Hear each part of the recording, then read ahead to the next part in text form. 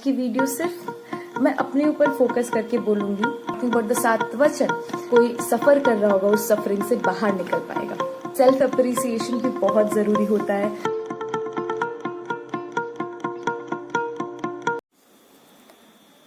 Hello people, पहली बात तो बहुत टाइम हो गया मुझे कुछ डाले।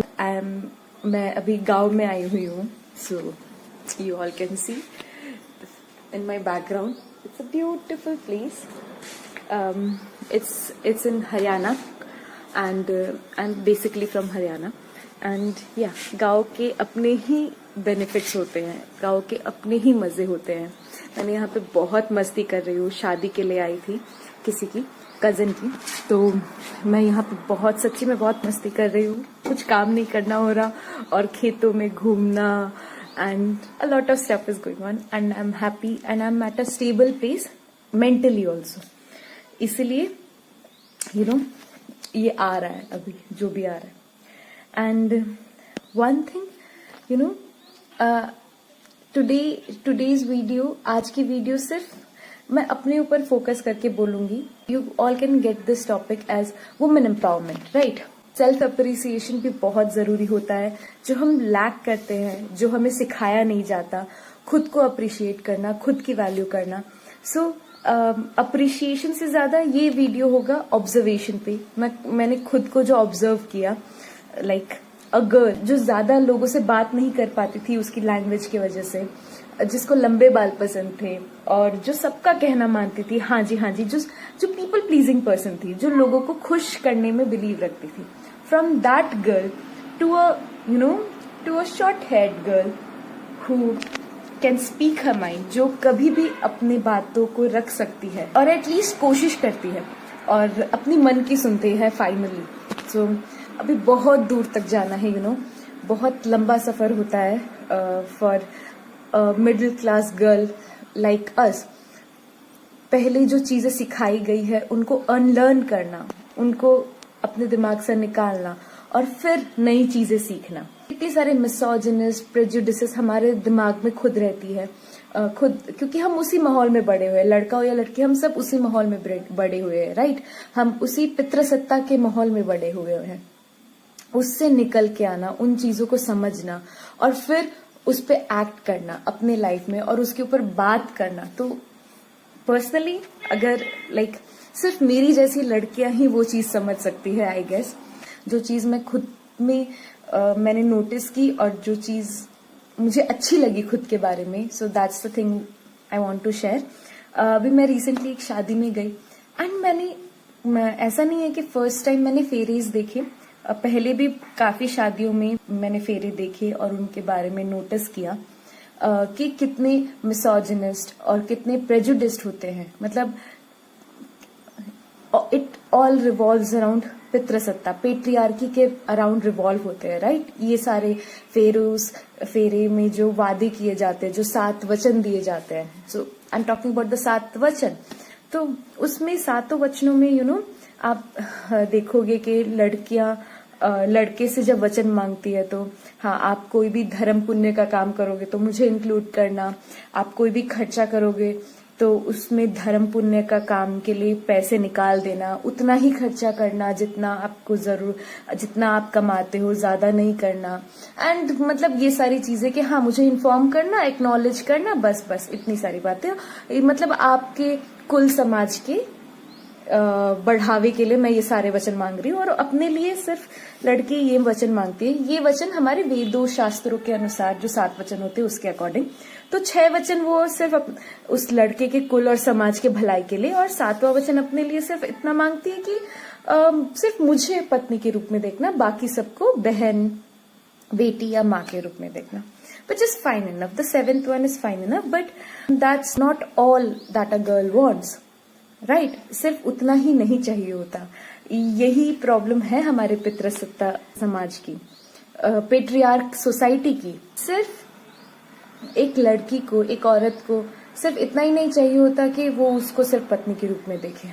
उसकी सेल्फ रिस्पेक्ट, उसकी इज्जत, उसकी जो 24-25 साल तक, चलो 20-22 साल तक भी जो बनाए हुए रिश्ते हैं, उन रिश्तों की समानता, इक्वालिटी उन रिश्तों की इज्जत। एंड जब वो लड़का, ये तो लड़कियों के वचन हो गए, जब वो लड़का वचन मांगता है तो वो ऐसे वचन मांगता है कि तुम मेरे बहनों की इज्जत करना, मेरे भाइयों की इज्जत करना, उनकी सेवा करना, मेरी माँ बाप की इज्जत करना। अब अगर तुम अपने पेरेंट्स से भी मिलने जाओ तो मतलब पूछ कर जाना, समथिंग लाइक दैट, ठीक है। नॉट, अब मुझे एग्जैक्ट तो वर्ड्स याद नहीं, बट समथिंग लाइक दैट। तो अभी तक मैंने बहुत बार ऐसे वचन सुने थे, बट इस बार क्या हुआ, मैं वो बस सुन नहीं पाई। कुछ खौला अंदर से आग सी लगी। And it came from inside कि मैं ऐसा फंक्शन कैसे अटेंड कर सकती हूँ जिसमें ये सारी बातें हो रही है। क्योंकि मैं बिलीव नहीं करती, अगर मैं चुप रहती हूँ तो इसका मतलब मैं उन चीजों पे बिलीव रखती हूँ, राइट। बट मैं बिलीव नहीं करती इन चीजों पे। बट अगेन कजन की शादी थी, शादी भी स्पॉइल नहीं होनी चाहिए, किसी के फंक्शन में जाके आप उसको स्पॉइल नहीं कर सकते, राइट। सो फिर बहुत सारी शादियों में क्या होता है, फेरे होने के बाद लड़की की तरफ से कोई, उसकी बहन या कोई आती है और वो एक शिक्षा देती है, शिक्षा पढ़ के सुनाती है अपनी बहन को कि तुम जा रही हो दूसरे घर तो ऐसे करना, वैसे करना, ये वो। तो जब उसने अपनी शिक्षा, वो भी बहुत सारे मिसोजिनस बातों से रिलेटेड, बट अगेन उनकी तरफ से मैं कुछ नहीं बोल सकती, लेकिन जब उसने कहा तो मुझे एक वहां पे अपॉर्चुनिटी दिखाई दी कि वो उनकी तरफ से कोई बोल रहा है, तो हाँ, क्योंकि मैं लड़के वालों की तरफ से थी तो मैंने पोलाइटली परमिशन मांगी वहां के पंडित से कि मैं भी क्या कुछ बोल सकती हूँ। मैंने बात करना स्टार्ट किया कि ये वादे ठीक है, ये वचन ठीक है, हम इज्जत करते हैं हमारे शास्त्रों की, वेदों की। एकदम से हम सोसाइटल रूल्स को नहीं तोड़ सकते, नहीं मेंट कर सकते, लेकिन हम कुछ कुछ मॉडिफाई कर सकते हैं, राइट। अब उन वचन को बदल सकते हैं कि नहीं बदल सकते, ऑनेस्टली मुझे नहीं पता, लेकिन हम अपनी सोच तो बदल सकते हैं। अपने ही पेरेंट्स से मिलने के लिए परमिशन लेके जाना कितनी छोटी बात हो गई। मतलब क्या एक लड़की को इजाजत की जरूरत पड़ती है अपने ही पेरेंट्स से मिलने के लिए? उसके रिश्ते अभी तक जो 20-22 साल तक बने हैं वो उनकी कोई महत्व नहीं होती। यही तो पेट्रियार्की होती है, राइट। सो मैंने उसके ऊपर बोला। फिर जितनी रिस्पॉन्सिबिलिटीज आप एक लड़की के ऊपर डाल रहे हो, उतनी रिस्पॉन्सिबिलिटीज इक्वली लड़के के ऊपर भी तो आती है। सिर्फ लड़की के ही सास ससुर नहीं आ रहे जो वो उसकी सेवा करेगी, लड़के के भी तो सास ससुर आते हैं। अभी ये अलग बात है कि वो लड़की को घर छोड़ के जाना पड़ता है एंड ऑल दैट, एंड भगवान जाने ये कब बदलेगा। बट ये मैंने कहा कि लड़के की भी सास ससुर आए हैं, उसके भी नए रिश्ते जुड़े हैं जिनका ख्याल उन्हें रखना है, सुख में दुख में उनका साथ निभाना है। जितनी भाभी अपने नए परिवार की सेवा करेगी, उनका टेक केयर करेगी, उतने ही भैया को भी रिस्पॉन्सिबिलिटीज आती है कि वो भी अपने नए परिवार की सेवा करे। So it should be equal for both of them. So ये 2-3 बातें मैंने कही। ऑनेस्टली ये कुछ ज्यादा बड़ी नहीं थी, बहुत सारा कुछ बोलना था और ऐसे प्रिपरेशन भी कुछ नहीं थी, जो भी निकला दिल से निकला अगेन।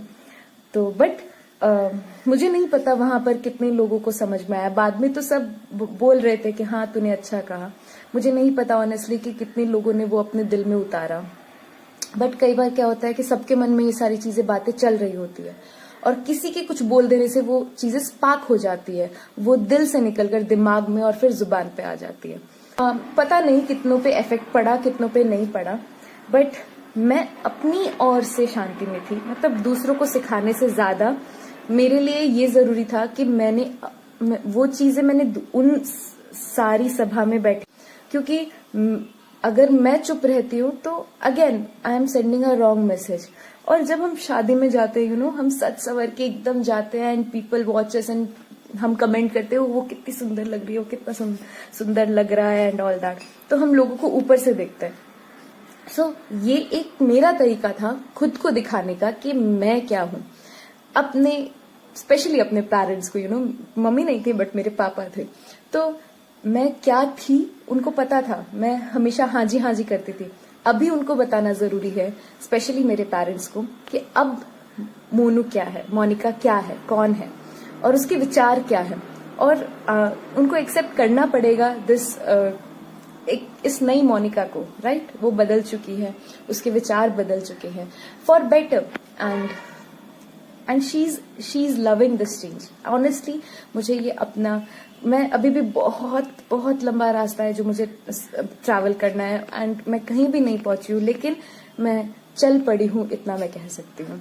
तो मुझे वो चीज अपने अंदर देख के बहुत अच्छा लगा। उस सभा में बहुत सारे लोग बैठे थे, बहुत सारे पंडित लोग बैठे थे, सब घर के बड़े बुजुर्ग बैठे थे, और तब मैंने कहा कुछ, और उनके पास भी चॉइस नहीं थी, राइट, उनको सुनना ही पड़ा, तो उन्होंने सुना भी। तो वो चीज मुझे खुद के लिए ऑनेस्टली बहुत अच्छी लगी एंड आई फेल्ट कि हाँ, I am growing, so this is just a sign of my growth. आपके अंदर भी बहुत कुछ आई एम श्योर चलता होगा। सो ये वीडियो एक मैसेज है आप तक पहुंचाने का कि अगर आपके अंदर भी ऐसी बहुत सारी बातें चल रही है, जो आपके आसपास कुछ ऐसी चीजें हो रही है जिससे आप अग्री नहीं करते, जिससे आप सहमत नहीं हो, तो हम सबके अंदर चलती है ऑनेस्टली, राइट। हम अच्छा बुरा सबको पता होता है, और जो सह रहा है उसको सबसे ज्यादा पता होता है। तो इट्स बेटर कि आप स्पीक अप करो, आप अपनी मन की सुनो। घुट घुट के हम नहीं रह सकते, और कब तक रहेंगे, और क्या उस तरह की लाइफ को जीने को क्या असली में जीना कहेंगे? Not right. तो अगर मैं बोल सकती हूँ कुछ, जो सब कुछ करना चाहती थी स्कूल में भी, कॉलेज में भी, लेकिन लैंग्वेज इश्यूज के कारण नहीं बोल पाई, और बचपन से हमें यही सिखाया जाता है, नहीं ज्यादा नहीं बोलना होता, धीरे बोलना होता है। तो अगर मेरे में ज्यादा रेस्ट्रिक्शंस नहीं थे, लेकिन कुछ तो थे। तो अगर उन रेस्ट्रिक्शंस को मैं पार कर सकती हूँ, छोटे बड़े रेस्ट्रिक्शंस को मैं पार कर सकती हूँ, तो आप भी कर सकते हो। आपको बस अपने ऊपर विश्वास करने की जरूरत है, और आपको प्रायोरिटीज चुनने की जरूरत है कि आपके लिए क्या चीज इंपॉर्टेंट है। मेरे लिए जो चीज इंपॉर्टेंट थी, मैंने वो चीज बोली, और ऑनेस्टली बहुत अच्छा लगता है बोल के, और अलग ही कॉन्फिडेंस आता है। तो आप भी कोशिश करें कि आप भी उन चीजों के बारे में बोले, आवाज रखें। आज आप रखोगे तो कल को किसी और को हिम्मत मिलेगी, और ऐसे ही करके कारवा जुड़ता जाएगा, और हम सब एक दूसरे के लिए खड़े हो पाएंगे। भैया हो या भाभी, दीदी हो या बहन, कोई भी हो, we all women need to stick together for each other, right? And irrespective of gender also, we all need to stick together for each other. हम सभी को एक दूसरे के लिए खड़े होकर बात करने की बहुत ज्यादा जरूरत है। आज हम चुप है, इसलिए शायद कोई और चुप है। कल को अगर हम बोलेंगे तो हमारी यंगर जनरेशन्स भी और हमारे आसपास के लोग भी उससे सीखकर जरूर कुछ ना कुछ बोलेंगे, और कोई सफर कर रहा होगा, उस सफरिंग से बाहर निकल पाएगा। सो this is the only message which I want to give is speak your mind, speak your heart out. Voice is the only thing that we get. आवाज ही सब कुछ है हमारे लिए फिलहाल। Thank you.